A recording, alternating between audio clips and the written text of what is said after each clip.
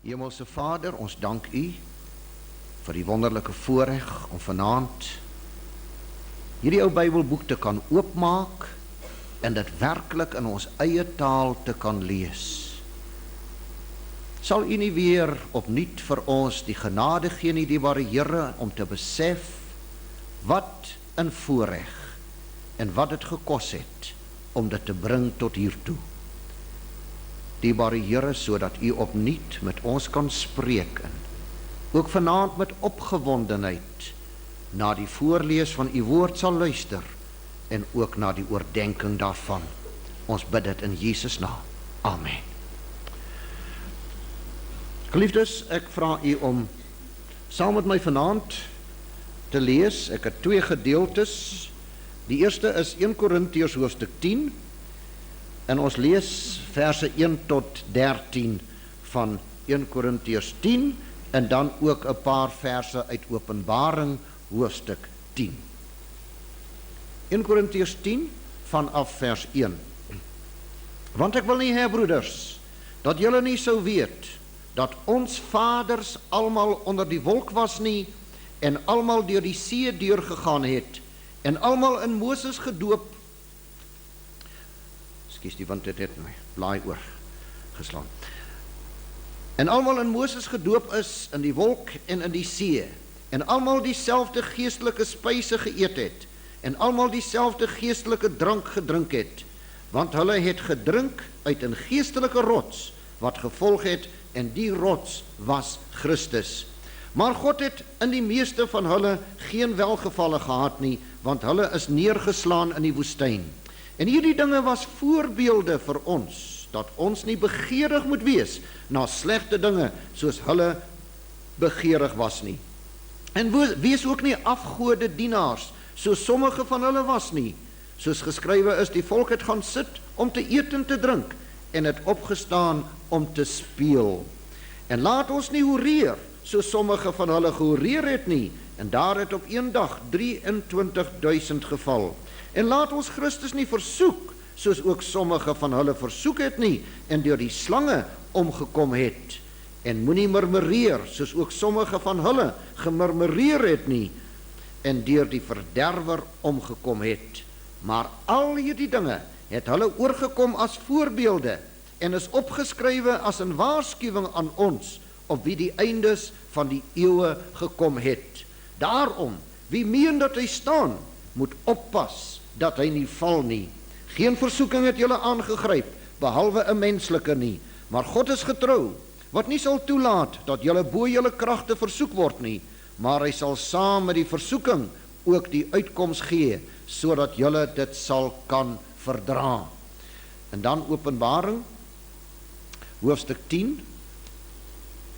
Ons lees vir u vanaf die eerste vers. En ek het 'n ander sterk engel uit die hemel sien neerdaal, bekleed met 'n wolk, en 'n reënboog was oor sy hoof, en sy gesig was soos die son, en sy voete soos pilare van vuur, en in sy hand het hy 'n geopende boekie gehad, en hy het sy regtervoet op die see gesit en sy linkervoet op die land.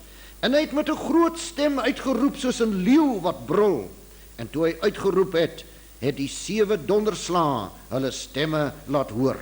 En toe die 7 donderslae hulle stemme laat hoor het, wou ek skrywe, maar ek het 'n stem uit die hemel vir my hoor sê, verseël wat die 7 donderslae gespreek het en skrywe dit nie op nie. En die engel wat ek op die see en op die land sien staan het sy hand na die hemel opgehef, en hy het gesweer by hom wat tot in alle ewigheid lewe, wat die hemel geskape het en wat daarin is, en die aarde en wat daarin is, en die see en wat daarin is, en dat daar geen tyd meer sal wees nie. Maar in die dae van die stem van die 7de engel, wanneer hy met die basuin sal blaas, dan is die verborgenheid van God volbring, soos hy die blye tyding verkondig het aan sy diensknegte, die profete. En die stem wat ek gehoor het uit die hemel, het weer met my gespreek en gesê, gaan, neem die boekie, geopende boekie, in die hand van die engel, wat op die see en op die land staan. En ek het na die engel gegaan en vir hom gesê, gee my die boekie. Toe sê hy vir my, neem en eet dit op, en dit sal jou maag bitter maak, maar in jou mond sal dit soet wees soos heuning. Toe neem ek die boekie uit die hand van die engel en eet dit op, en in my mond was dit soet soos heuning, maar toe ek dit geëet het, het my maag bitter geword. En hy het vir my gesê, jy moet weer profeteer oor baie volke en nasies en tale en konings. Mag die Here sy woord aan ons harte seën. Geliefdes, ek wil uit elkeen van hierdie twee geleesde gedeeltes wil ek vanaand my teksvers neem. Ek wil eers uit 1 Korintiërs hoofstuk 10 wil ek vers 11 neem. Maar al hierdie dinge het hulle oorgekom as voorbeelde en is opgeskrywe as 'n waarskuwing aan ons op wie die eindes van die eeue gekom het, as 'n waarskuwing aan ons op wie die eindes van die eeue gekom het. Het die eindes van die eeue nie op ons gekom nie, geliefdes? Word dit nie oral in alle kerke verkondig dat die wederkoms van die Here op hande is nie? Kan ons dit nie sien in die dinge wat rondom ons gebeur, dat mense se harte werklik beginne beswyk van vrees en verwagting van die dinge wat oor die aarde gaan kom nie? Ek dink as daar ooit bekommerde mense vanaand moet wees, as hulle dit met ons wou deel, is dit ons staatsmanne. Ons oor wie die eindes van die eeue gekom het, en dan uit Openbaring 10, verse 9 en 10. En ek het na die engel gegaan, en vir hom gesê, gee my die boekie. Toe sê hy vir my, neem en eet dit op, en dit sal jou maag bitter maak, maar in jou mond sal dit soet wees soos heuning. Toe neem ek die boekie uit die hand van die engel en eet dit op, en in my mond was dit soet soos heuning, maar toe ek dit geëet het, het my maag bitter geword. Geliefdes, dit is vandag die viering van hervormingsdag, omdat dit die naaste Sondag is aan die 31ste Oktober. Op 31 Oktober in die jaar 1517 het Martin Luther sy stellinge aan die kerkdeur van Wittenberg vasgespijker. En dit word algemeen aanvaar dat dit die begin was van die groot hervorming. 'n Magtige gebeurtenis in die geskiedenis van die ganse wêreld, maar veral in die geskiedenis van die westerse wêreld, wat baie min mense werklik besef wat gebeur het. Geliefdes, wat werklik gebeur het, is dat die Bybel weer herontdek was. Vir eeue was die Bybel 'n geslote boek, nie baie lank na die dae van die apostels nie. Om die waarheid te sê, in hulle tyd nog het daar allerhande en verskillende dwalinge alreeds die kerk begin binnegaan. Onthou u hoe dat 'n mens daar in Handelinge 20 lees, hoe dat die apostel Paulus die ouderlinge van Efese gewaarsku het en gesê het, na sy heen gaan, sou daar wrede wolwe kom, wat die kudde nie sou spaar nie. Nou dat ons terugkyk op die geskiedenis, dan kan ons sien dat dit werklik so is en werklik so gebeur het. Die gevolg was, geliefdes, dat die lig, die heerlike en wonderlike lig van die Pinksterdag geleidelik al dowwer en dowwer en dowwer begin brand het, totdat ons gekom het in die donker middeleeue, waar niemand meer die Bybel gehad het nie. En die Bybel wat bestaan het, was geskrywe in tale wat 'n ongeletterde wêreld nie kon lees nie. Die drukkuns was nog nie daar nie, boeke was daar nog nie, geleerdheid was daar nog nie. En die tale waarin die Bybel geskrywe was in Grieks, in Hebreëus en in Latyn. En dan boonop was hulle nog vasgeketting in die kloosters van daardie tyd. Absolute donkere duisternis. En die gevolg was dat die priesters vir daardie mense, wat geen geleerdheid gehad het nie, en ongeletterd was, en geneigd was tot verskriklike bygeloof en 'n groot vrees, dat hulle absoluut kon regeer met 'n eysterroede. En dis ook wat hulle gedoen het, en hulle uitgebuit het in groot rykdom, vir die kerk van Rome ingesamel het, en so ook vir die priesters, en vir daardie orde van sogenaamde heiliges.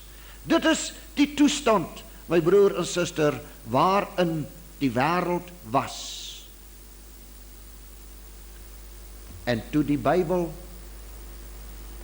toe Martin Luther begin het met die hervorming, een van sy eerste take was juis dat hy die Bybel begin vertaal het in die taal van sy volk, naamlik in Duits. Gou het daar baie ander vertalings gevolg, en daarmee saam het die hervorming plaasgevind wat soos 'n veldbrand oor Europa versprei het. Maar geliefdes, nie net 'n veldbrand in simboliese terme nie, maar die vure het ook werklik begin brand. Want oral was die brandstapels opgerig om hierdie hervormers te verbrand vir hulle geloof, hulle te verskeur en hulle te verniel en hulle te verpletter. En in die loop van die volgende 1260 jaar bereken geskiedkundiges dat daar nie minder as 50 miljoen hervormers, die martelaars, dood gesterf het ter wille van hulle geloof. Geliefdes, ek het nie baie tyd in die bestek van hierdie boodskap om vir u die aangrypende verhaal verder te vertel nie. Ek doen dit stukkie vir stukkie elke hervormingsdag. Maar as u dit mooi wil lees, dan kan u dit lees in my boek wat ek geskryf het oor Openbaring. Juist die 10de hoofstuk. Openbaring hoofstuk 10 ook in my boek oor Openbaring wat handel oor Openbaring hoofstuk 10 in die Bybel.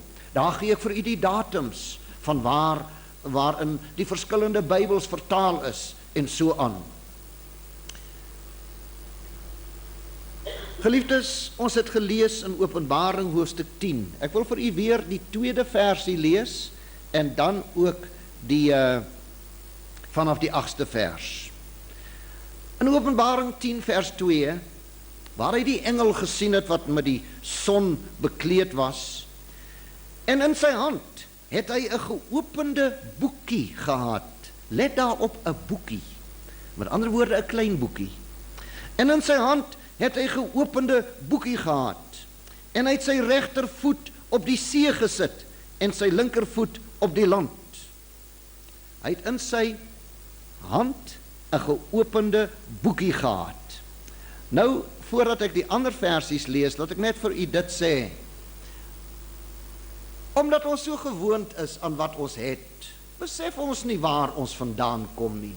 Besef ons nie waar dinge vandaan kom nie. Besef ons nie waar ons erfenis vandaan kom nie. Besef ons nie waar ons kosbaarste skatte vandaan kom nie. In die dae voor die drukkuns, die paar Bybels wat bestaan het, was met gewone handskrif geskrywe.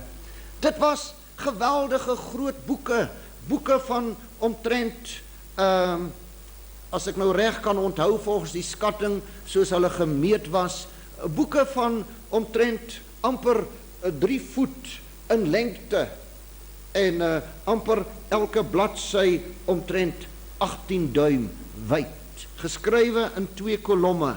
En dit is hoe hierdie paar boeke wat bestaan het, hoe dat dit daar in die kloosters gelê het, maar natuurlik nog geskrywe in daardie vreemde tale vir die gewone bevolking. Toe die drukkuns kom, is dit presies wat gebeur het volgens hierdie wat die engel gesê het en wat Johannes gesien het. Dat toe die drukkuns kom, toe daardie vreeslike groot boeke, toe dit in drukvorm is, het dit geword. Nou ja, ons ken die ou staatsbybels, dit was nog groot Bybels, maar dit was klein in vergelyking met daardie groot velle, en dit is gewoonlik op vel geskryf en naderhand daarom op 'n spesiale soort papier. Dit was nogtans klein. die Ou Staatsbybels in vergelyking daarmee. Maar onthou, die engel het in die hand, het Johannes ten minste, het in die hand van die engel, het hy die boekie gesien. En hy het natuurlik ook die boek gesien, die Bybelboek soos ons hom vandag het. Waar daar Bybels is, wat jy vandag in jou binnesak kan dra. Is dit nie wonderlik nie? Dat ons God se woord so saam kan dra, die boekie wat hierdie engel in sy hand gehad het. Nou ja, dit het hy gesien, ons lees dit in vers 2, ons sal nou nie weer die hele gedeelte lees nie, maar nou, vanaf vers 8. En die stem wat ek gehoor het uit die hemel het weer met my gespreek en gesê, gaan, neem die geopende boekie. En onthou, dit is nie net 'n boekie nie, dit is 'n geopende boekie. Die boekie is oopgemaak. Nou wat gebeur as jy 'n boek oopmaak? As jy 'n boek oopmaak, dan kan jy hom lees. Is dit nie wonderlik nie? Prys die Here. En die stem wat ek gehoor het uit die hemel het weer met my gespreek en gesê, gaan, neem die geopende boekie in die hand van die engel wat op die see en op die land staan. En ek het na die engel gegaan en vir hom gesê, gee my die boekie. Toe sê hy vir my, neem en eet dit op. En dit sal jou maag bitter maak, maar in jou mond sal dit soet wees soos heuning. Toe neem ek die boekie uit die hand van die engel en eet dit op, en in my mond was dit soet soos heuning, maar toe ek dit geëet het, het my maag bitter geword. O geliefdes, dis vir my te wonderliks, presies wat gebeur het met die hervorming. Toe Martin Luther en later al die ander die Bybel vertaal het in die tale wat die mense dit kon lees, het hulle die Bybel letterlik opgeëet. Hulle het hom so gelees. Hulle het hom verslind. Hulle was honger. En hoe meer hulle gelees het, hoe soeter het dit vir hulle geword. Hoe heerliker en hoe wonderliker om te ontdek die ewige dinge, die raadsbesluite van God. Geliefdes, dit was hulle te wonderlik om dit te lees. En een van die wonderlike dinge wat met die hervorming gebeur het was, dat daar 'n groot en 'n lang ry van predikers, ook magtige manne, opgestaan het, wat die Bybel toe begin verklaar het. Daar was groot, lang ritse, kon jy sê, van kommentare geskrywe oor die Bybel, deur die verskillende hervormers, en dit bestaan vandag nog, dis vandag nog tot ons besitting, tot ons beskikking. Nou ek sê nie, geliefdes, dat alles wat hulle daar geskryf het, 'n mens noodwendig mee saamstem nie, maar dit was 'n magtige ontwaking. Dit was soet en dit was wonderlik. Die mense het natuurlik in hulle duisende kom sit onder die prediking van God se woord. Dit was vir hulle soet om te lees en dit was vir hulle soet om te luister. Maar feitelik onmiddellik daarna gebeur daartoe die groot gebeurtenis, naamlik dat hierdie 7 donderslae, wat niks anders was as die dekrete van die paus, wat toe uitgevaardig is om hierdie vlam dood te maak, om hierdie hervormers in die kiem te smoor, en hulle, as dit moontlik was, uit te roei. Die troepe en die soldate van die Romeinse kerk, want in daardie tyd was die paus, was hy nie net die opperpriester en die opperpontief van die kerk nie, maar hy was ook die regeerder van die konings van die destydse wêreld. En hy het daar die konings in sy hand gehad en hulle gehiet en gebied net soos hy wou, want hy het daar die konings onder sy mag gekry deur hulle bygeloof en deurdat die Bybel geslote was, en kon die priesters hulle dreig met die oopsluit en die toesluit van die hemel as hulle nie maak soos die kerk sê nie. Die gevolg was dat daar die konings en natuurlik hulle onderdane en hulle soldate die gedienstige onderdane was van die paus. En soos daar die paus sy dekrete uitgevaardig het in sy regimente, so het die konings hulle leers gemonster en opgetrek teen hierdie klompie hervormers, en hulle begin uitroei, soos ons vir u sê, in die loop van daardie jare 50 miljoen. Wat het gebeur? Die woord, die boekie, wat die hervormers werklik geëet het. Ons praat vandag nog so, as jy 'n boek kry wat jy van hou, jy verslind hom. Jy eet hom op. Soet in hulle mond, maar bitter in hulle maag. Met andere woorde, geliefdes, die resultaat van hulle eet wat vir hulle lekker gesmaak het vir hulle bitterheid in hulle maag gegee. Met andere woorde, het vir hulle die verskriklike vervolging op die hals gehaal. En hulle is doodgemaak, en hulle is uitgeroei, en hulle is uit mekaar gedryf. Sodoende het byvoorbeeld ook die Hugenote na Suid-Afrika gekom. Dis deel, ons in Suid-Afrika, hierdie volk, is deel van die geskiedenis. Geliefdes, soos ek in my boekie geskryf het, jare gelede, Apartheid, wat sê die skrif? In daardie boekie skryf ek dat God het die room van die reformatie, die room van die hervorming afgeskep en in die vorm van Geus en Hugenoot en Britse settelaar van 1820 en baie ander vanuit die hervormingswêreld uit Duitsland en van die Skandinawiese lande en so aan, het die Here hier na Suid-Afrika gestuur en vir ons hier 'n Christelike beskawing kom vestig. Manne en vroue, my broer en suster, van geloof, manne en vroue van die boek, was ons voortrekkers en ons voorouers nie boekmense nie. Hulle was die resultaat van hierdie geopende boekie, maar ook van die bitterheid in die maag. Geliefdes, hierdie groot dinge is nie toevallighede nie.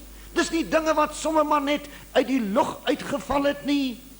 Dit is dinge in die raadsplan van God. Nou, my broer en suster, vir u en my in hierdie gemeente, ons weet dat hierdie hervormers, as jy na die dele kyk waar die hervorming plaasgevind het, jy kan vir jou op 'n kaart van Europa, kan jy vir jou 'n kontour trek van die hervorming. Jy kan vir jou 'n lyn trek waar die hervorming plaasgevind, en weet u wat vind jy? Dis aangrypend wonderlik. As jy daardie kontourlyn trek, dan vind jy dat jy trek hom net mooi rondom die nasies wat van Nordiese herkoms was.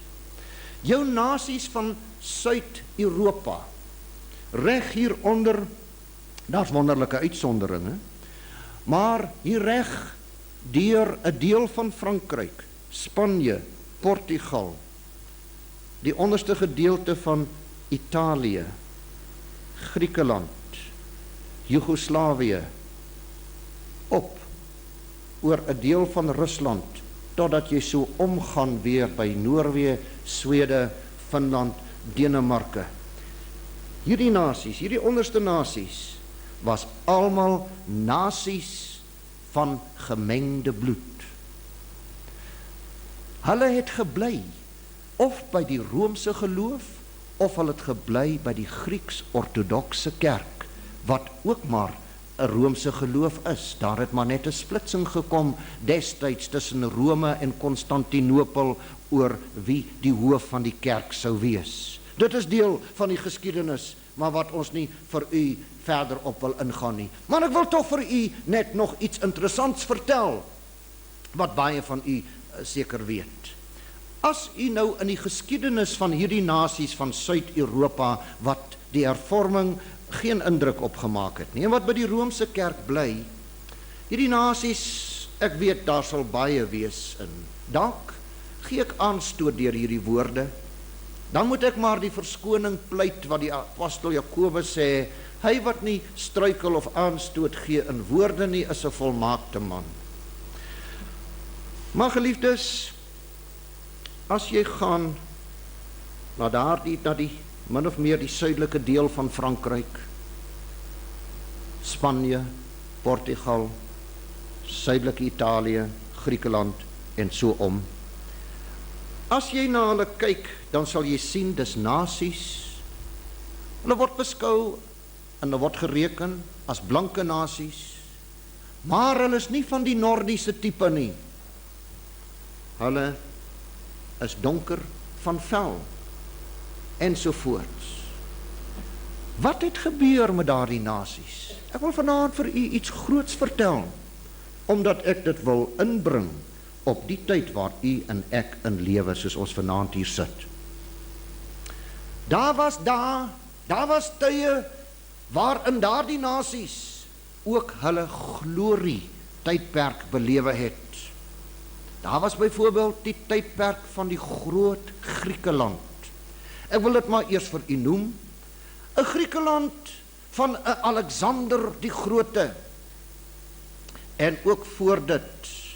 Daar is die tyd van die Griekse geskiedenis, mense wat Europa toe gaan en daar die Griekse eilande en daar die gedeeltes gaan besoek. Hulle gaan vandag nog om die groot bouvalle van die Griekse boustyl, van die Griekse beeldhoukuns ensovoorts te gaan bewonder. Volgende keer as u 'n gesaghebbende boek kan bekom, soos byvoorbeeld sê 'n ou encyclopedia of iets van die aard, of enige boek oor die ou kuns of beeldhouwerk, dan moet u 'n bietjie kyk hoe daardie ou Grieke gelyk het. En u moet hulle vergelyk met die Griek van vandag. Dis twee absoluut verskillende mense. Daardie ou Grieke was Nordiese mense. Was mense van forse gestalte, nie die kort en bonkige donker tipe soos jy die Grieke vandag oor die algemeen aantref nie.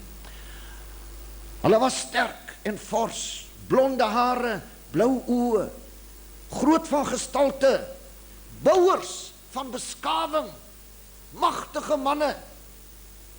En hulle was die derde ryk, wat in die Babyloniese opvolging van ryke die wêreldheersers was in hulle tyd. Was dit toevallig? Is dit toevallig dat ons Nuwe Testament juis in Grieks geskrywe moes wees?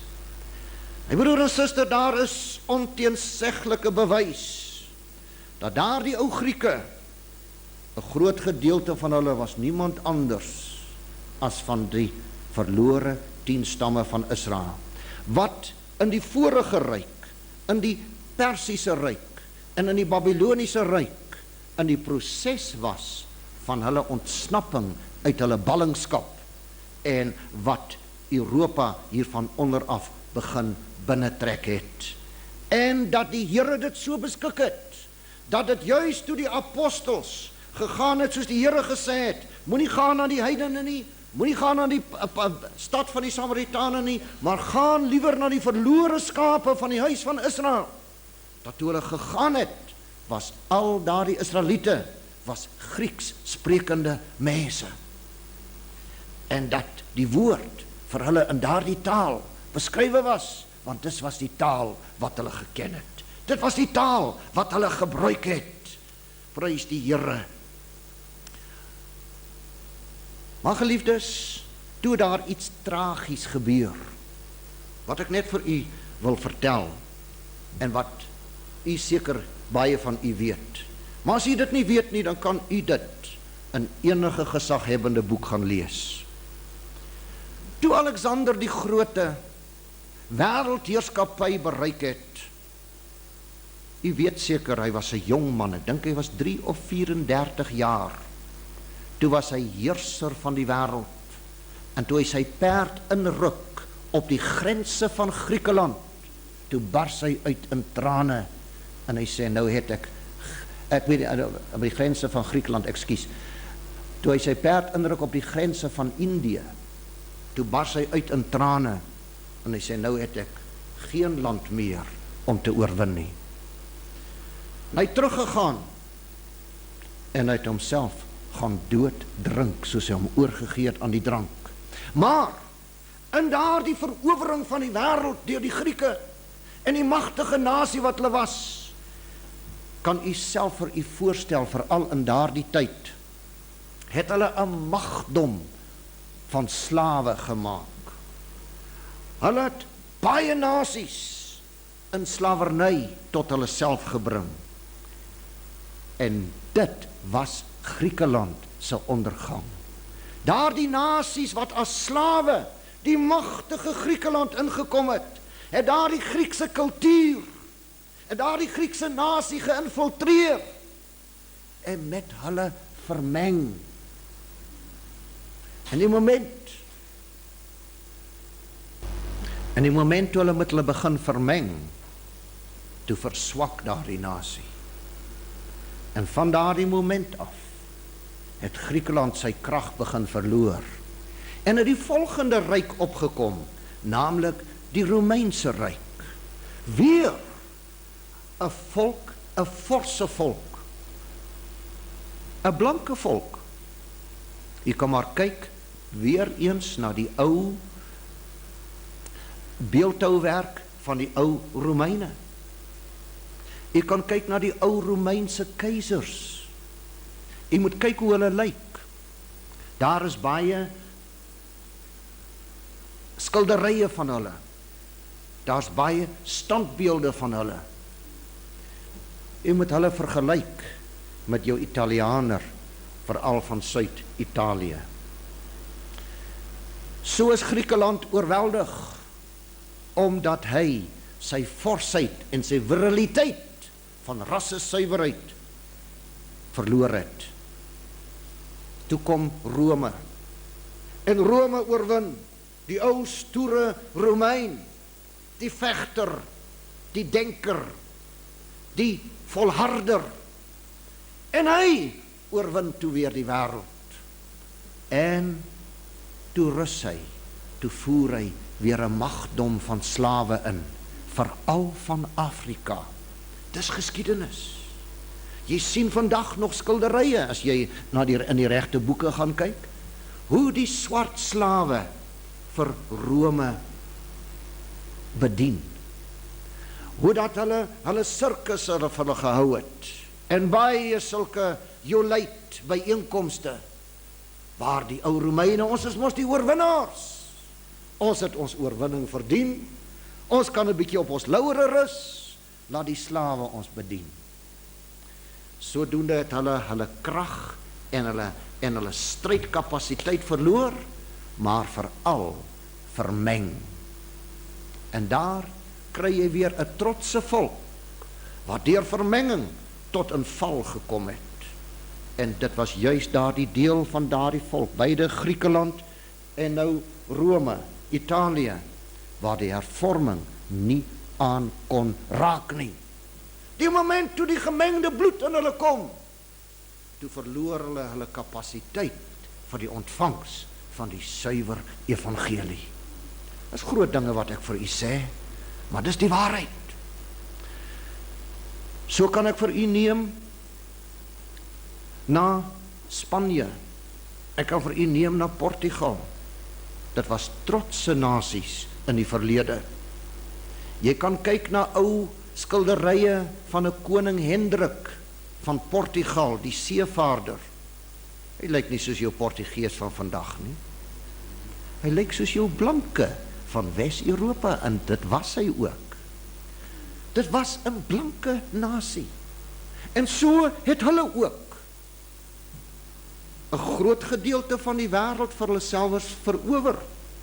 Portugal was 'n groot ryk in die gloriedae van sy tyd. Maar wat het toe met Portugal gebeur? Portugal het dit nog erger gemaak as Griekeland en nog erger gemaak as Rome. Portugal het sy verowerde kolonies beskou as 'n deel van Portugal self. So sal elke Portugees vandag nog vir jou vertel dat Mosambiek, toe hy nog die werklike Mosambiek was beskou as 'n deel van Portugal. Dieselfde as Angola. En daar was geen rassediskriminasie nie. Hulle kon vrylik met mekaar trou en vrylik met mekaar vermeng. Sodat jy miskien vandag vir jou baie verbaas in hierdie onderhandelings, of dit nou in Komati is en of dit nou deklarasie van Pretoria is of wat ook al, as jy verbaas, dan hoor jy 'n persoon met 'n Portugese van, en as jy hom dan op die televisie sien verskyn, dan sien jy dis 'n pikswarte. Maar hy het 'n Portugese van. want hy het 'n Portugese bloed in hom. En hulle praat ook Portugees en so aan. Maar wat was die resultaat? Die moment toe Portugal so begin vermeng en verstrengel raak en die bloedstrome deur mekaar begin vloei, toe begin Portugal sy krag verloor, totdat hy is waar hy vandag is. En nou geliefdes, waar staan ons vandag? Ek wil tog herhaal, ek het dit nou al 'n paar keer in die afgelope tyd vir u gesê, maar terwille van hierdie video en van die band en ook van die wat u vanaand hier is en wat dit nog nie gehoor het nie. Ek het vir u vertel, dis nou al 'n paar jaar gelede wat 'n suster uit Holland vir ons geskryf het, hoe dat daar 'n omroeper oor die Hollandse radio gesê het, en hy het niks met ons visie te doen nie. Hy het niks met enige iets van hierdie dinge te doen nie, dit was 'n blote nuusberig. Waar hy gesê het, as dinge aangaan teen die huidige trant, teen die huidige tempo, dit is nou omtrent al 3-4 jaar gelede wat ons die brief gekry het. Toe het die persoon gesê, as hy aangaan teen die huidige tempo, dan sal binne die volgende 10 jaar, dis nou van daardie tyd af, 1 uit elke 3 Hollanders gekleurd wees. So 'n instroming van nie blankes is daar in Holland, ook van hulle grootendeels vanaf hulle voormalige kolonies. So dieselfde met Brittanje, so dieselfde met Wes-Duitsland. Daar's jou gasarbeiders, en daar's baie van hierdie elemente. En terselfdertyd in hierdie hervormingsnasies het daar ook iets anders gebeur. O, die Satan is slim, my broer en suster. Gee die duiwel wat hom toekom. Sê ons die kinders van hierdie wêreld is wyser as die kinders van die lig.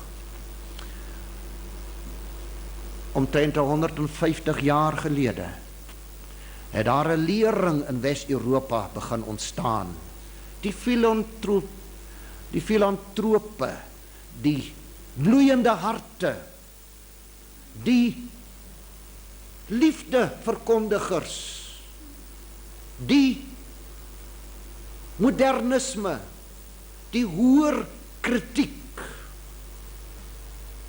en wat vir die wêreld verkondig het, die mens is sy eie redder, die mens is sy eie saligmaker.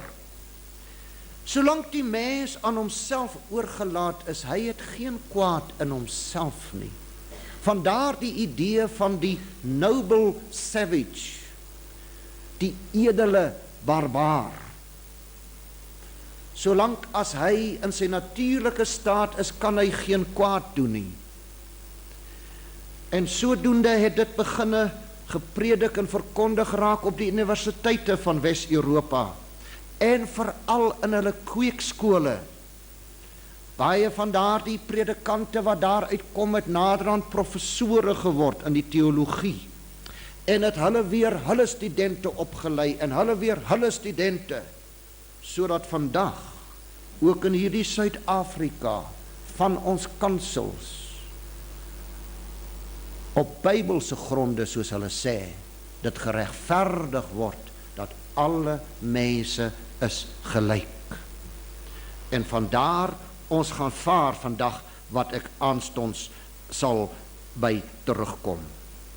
Maar geliefdes, nou wil ek net 'n bietjie teruggaan.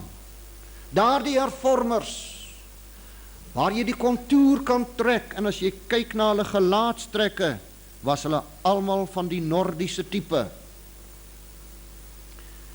Hulle het die hervorming aanvaar. Was dit toevallig en nie een van hierdie ander nasies nie? Dieselfde as jy verder teruggaan. As jy gaan in die dae van daardie eerste 3 eeue van die Christelike kerk toe hy ontstaan het, dan vind jy hierdie verskynsel. En wat onteenseglik waar is as mense dit wil ondersoek. Wie het die Christelike evangelie, die Christelike boodskap ontvang in daardie eerste 3 eeue? Na wie toe het die apostels gegaan? Na wie toe het die apostel Paulus gegaan? Na wie toe het Petrus gegaan? Na wie toe het Jakobus gegaan? Het hulle byvoorbeeld 'n reguit lyn gemaak na Afrika toe, soos daar vandag so baie vir ons gesê word?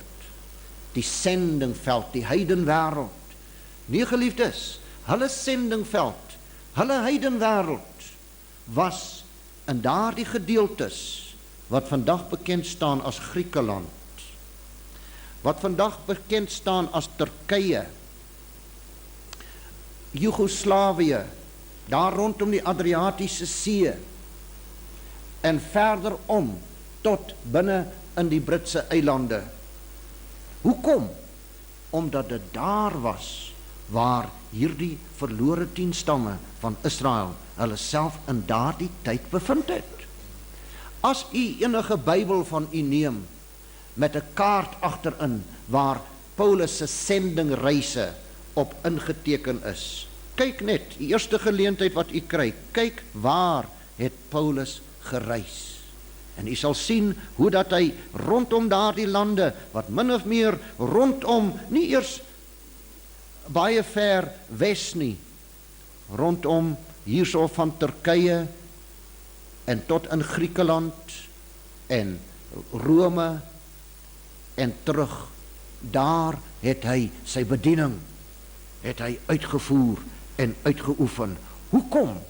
Is dit toevallig? Nee. Voordat ek vir u my redes gee, wil ek net vir u sê, weer eens, het die boodskap van die verlossende krag en genade van ons Here Jesus, was soet, ook in daardie eerste 3 eeue. Dit was soet om dit te ontvang. Dit het groot blydskap gegee. Maar, in daardie eerste 300 jaar, bereken geskiedkundiges, dat 10 miljoen van daardie gelowiges vir hulle geloof betaal het met hulle bloed. Hulle was vir die wilde diere gegooi. Daar was sport gemaak daarmee. Hulle was met pik besmeer en aan die brand gesteek en gebruik as fakkels om daardie gruisame bloedtonele te verlig vir 'n massa mens wat alreeds sy eerste krag en sy eerste vleur verloor het. Presies wat vandag besig is om met ons te gebeur. Maar geliefdes, wie was hierdie mense wat in daardie eerste 3 eeue daardie heerlike evangelie ontvang het? Ons Here Jesus sê in Matteus 10 verse 5 tot 8, sê vir sy disippels toe hulle uitstuur, sê moenie gaan na die heidene nie, moenie gaan op 'n pad, na 'n pad van die Samaritane nie, maar gaan liewer na die verlore skape van die huis van Israel. En gaan en sê vir hulle moet hulle bekeer, want die koninkryk van God het naby gekom. Die Here Jesus sê vir die Kananeese vrou, hy sê ek is nie gestuur behalwe na die verlore skape van die huis van Israel nie. In die boek van Handelinge, toe ons Here Jesus na sy opstanding en voor sy hemelvaart sy laaste woorde met sy disippels spreek, en toe hy met hulle klaar gepraat het, toe sê hulle vir die Here Jesus, die wat by mekaar gekom het, vra hom toe en sê, Here, gaan u in hierdie tyd die koninkryk vir Israel weer oprig? Kan u sien, geliefdes, dit is nog altyd dieselfde boodskap wat 'n opgestane Here Jesus ook gebring het. Dieselfde Here Jesus wat vir sy disippels gesê het waar hulle moes gaan. In Handelinge 3, nadat Petrus vir daardie verlamde man gesê het, silwer en goud het ek nie, maar wat ek het, gee ek vir jou. In die naam van Jesus staan op en wandel. En toe het daardie man opgespring en rondgehardloop. Toe sê Petrus hier in Handelinge 3 verse 12 en 13. En toe Petrus dit sien, sê vir die volk, Israeliete, waarom is julle hieroor verwonderd? En waarom kyk julle ons so aan, asof ons deur ons eie krag of godsvrug bewerk het, dat hy wandel? Die God van Abraham en Isak en Jakob, die God van ons vaders, het sy kind Jesus verheerlik, hom wat julle oorgelewer en voor Pilatus verloon het, toe hy besluit het om hom los te laat. Voordat ek my verdere tekste lees, wil ek hierdie punt by u tuis bring. Hoe dat hierdie predikers, Petrus en Paulus en die, hoe dat hulle klem gelê het op Abraham, Isak en Jakob, die God van ons vaders. Nie sogenaamde geestelike nakomelingskap soos dit vandag verkondig word nie, geliefdes. Nee, Israeliete. Abraham, Isak en Jakob, die God van Abraham, Isak en Jakob, die God van ons vaders.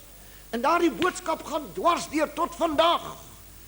Ook vandag het Abraham, Isak en Jakob 'n letterlike nakomelingskap van wie hulle die vaders is en van wie God hulle God is.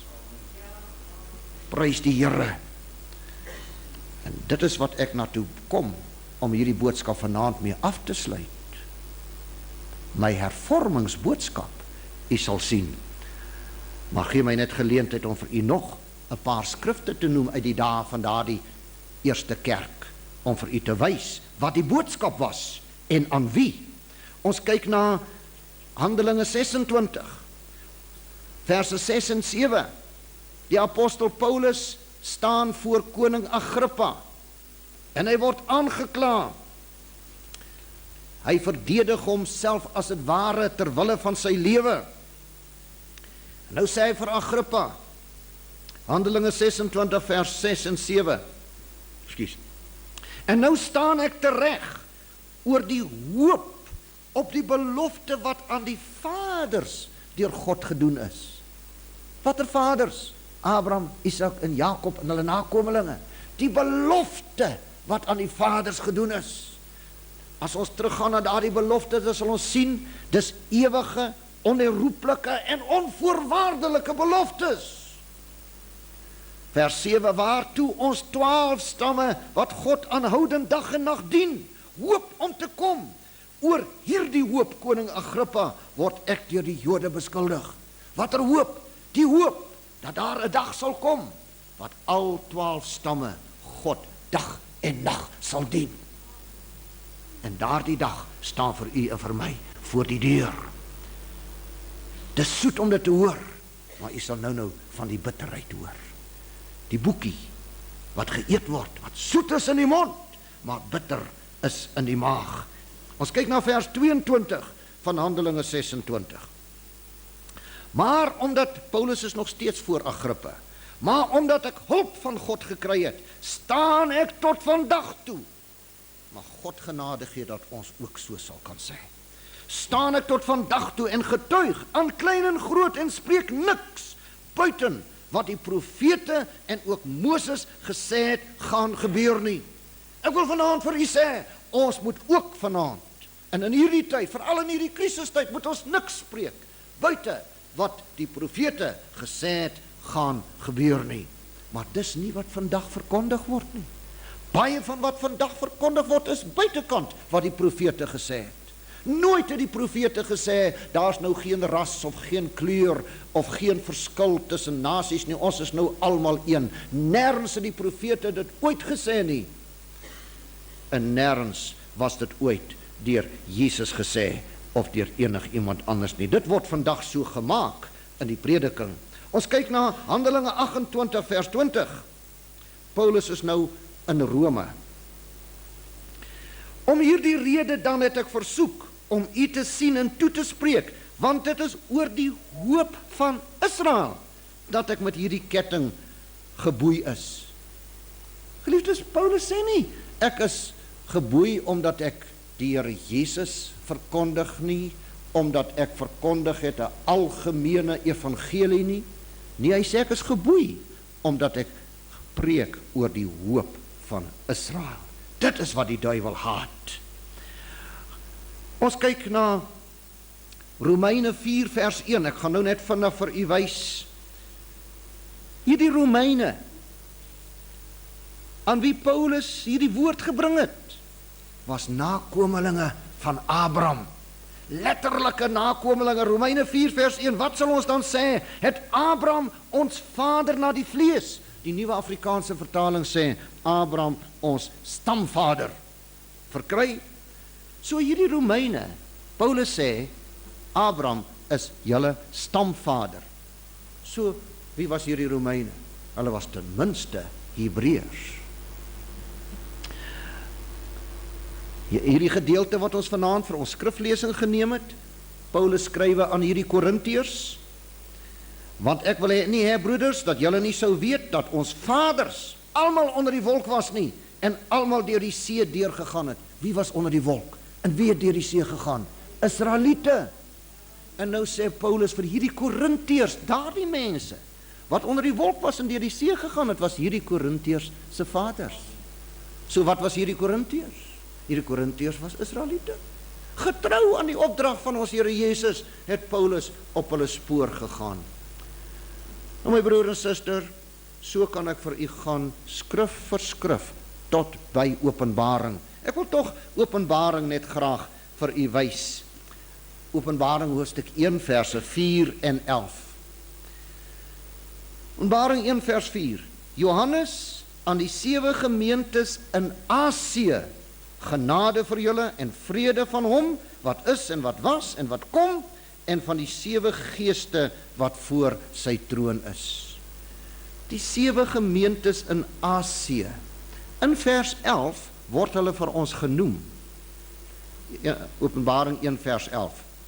Wat sê, ek is die Alfa en die Omega, die eerste en die laaste, en skryf wat jy sien in 'n boek, en stuur dit na die gemeentes wat in Asië is, en hier is hulle, na Efese, en Smyrna, en Pergamus, en Thyatira, en Sardes, en Philadelphia, en Laodicea. As u agter in u Bybel kyk, staan die name vir u daar op 'n kaart. En waar is hulle?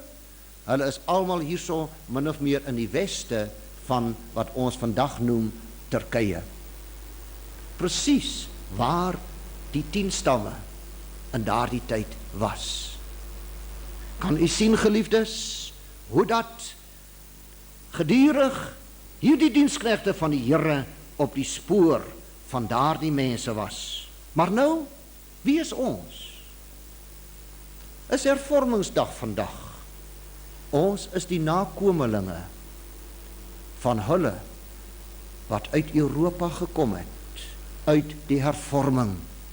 Ons blankes in Suid-Afrika is 'n hervormingsvolk, my broer en suster. Ons het 'n edele herkoms. Ons het 'n magtige roeping. Maar hier is die uitdaging vanaand. Dit sê hier in ons geleesde gedeelte, my teksvers, 1 Korintiërs 10 vers 11, maar al hierdie dinge het hulle oorgekom as voorbeelde. En u kan gerus daai voorbeelde mooi nagaan in u eie persoonlike lewe. En is opgeskrywe as 'n waarskuwing aan ons, op wie die eindes van die eeue gekom het. Het die eindes van die eeue nie op ons gekom nie? Ons kyk ook na Romeine 15 vers 4. Romeine 15 vers 4. Want alles wat van tevore geskrywe is vir ons lering van tevore geskrywe, sodat ons deur geduld en bemoediging van die skrifte hoop kan hê. Watter skrifte? Die Ou Testament in Paulus se tyd. My broer en suster, hier is die afronding van my boodskap. Vir u en vir my in hierdie gemeente, en dank God vir baie oor ons land en ook oor see, het hierdie boodskap wat God aan ons toe vertrou het, vir ons soet geword in ons mond. Het hierdie woord nie vir u opnuut, het u nie die woord van God opnuut ontdek, toe u ontdek het wie ons is nie? Het dit nie vir u soet en wonderlik geword nie? Weet u, ek kry so bekoring in my hart, maar ek kan ook nie help om so, sal ek sê, 'n heilige glimlaggie te kry. As ek baie mense raak, wil hulle sê, pastoor, en sê, vir jare in my lewe het ek soms nagte deurgelê met 'n storieboek. Het ek nagte deurgelê met 'n cowboy storie.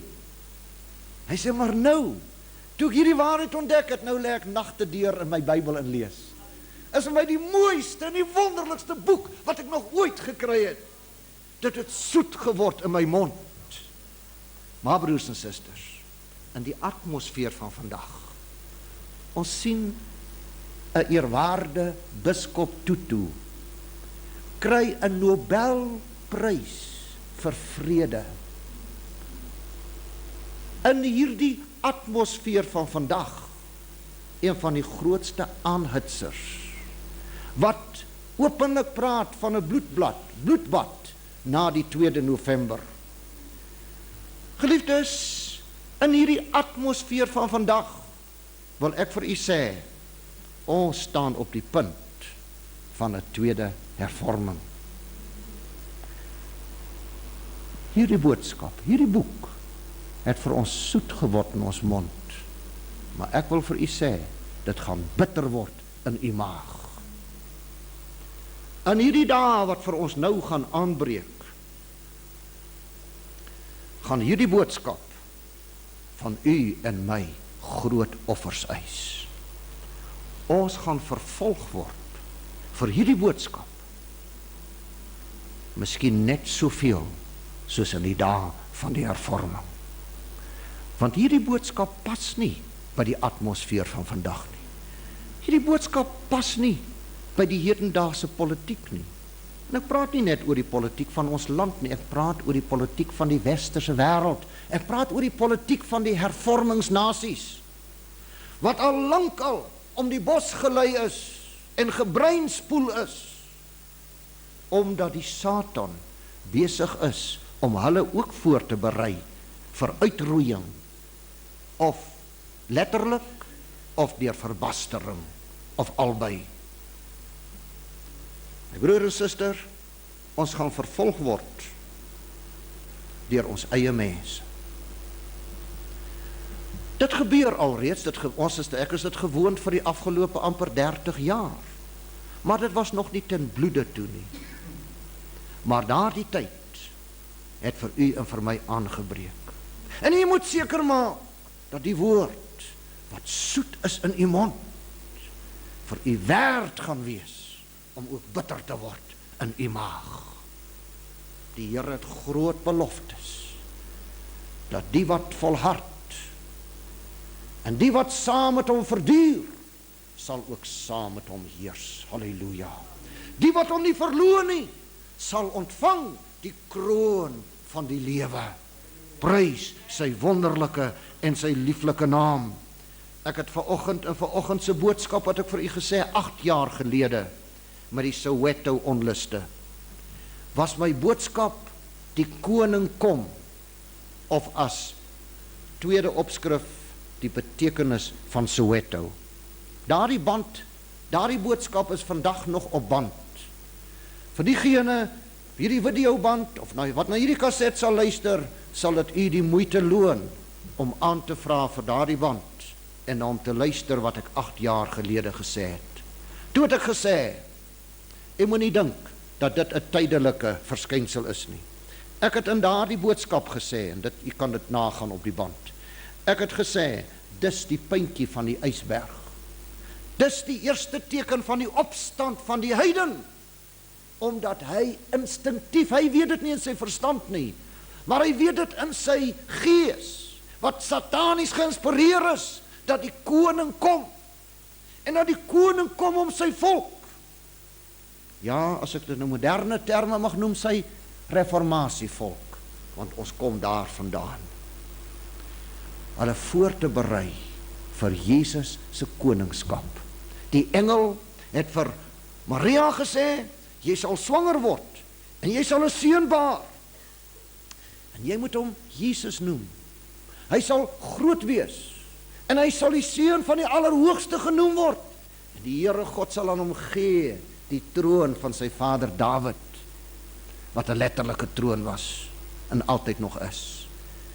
En hy sal koning wees oor die huis van Jakob, tot in alle ewigheid, en aan sy koninkryk sal daar geen einde kom nie. My broer en suster, ons staan in daardie dae, maar voordat koning Jesus kom, gaan hierdie soet woord in ons mond bitter word in ons harte. Berei u daarvoor voor. Maak seker waar u staan. Maak u roeping en u verkiesing met God vas. God het vir ons 'n boodskap gegee. Staan daarvoor. En as dit nodig is, sterf daarvoor. In Jesus naam. Amen.